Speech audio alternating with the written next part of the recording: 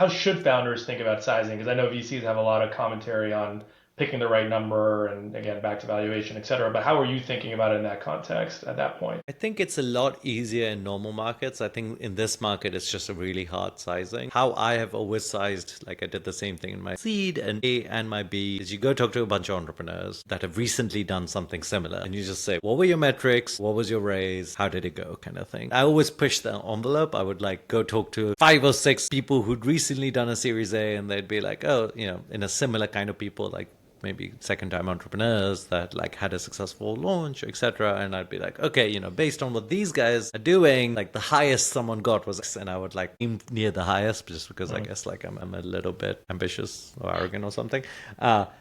So that's how my approach was, and that's always been like a pretty successful approach. But in this market, it's hard because no one's raising anything like this. There's hardly any Series A's happening. Maybe there's enough data points that you could get a triangulation on a Series A, but how many fintech Series A's have happened in the last 6 months? Like it's very few. But that's the best way to do it. Like actually, people try to think about valuations as multiples and all this stuff, but like the thing with seed and Series A, it's like a valuation is like a very small probability multiplied by a very big number. Right. It's like, what is the probability of you being a unicorn? Right. Right. That's what how you do valuation math. And so it's kind of a little made up, right? Like it's like you can easily tweak the probability, and you can easily tweak like, oh, actually it's not a unicorn, it's actually a decacorn I'm building. So what really is the valuation setting is what the market's at. Like what is the actual market clearing price for this? And the market clearing type price is determined by the previous liquidity in that market. And that's the reality of it. And I think sometimes entrepreneurs get like a little bit stuck in like thinking about this as if it's like real math.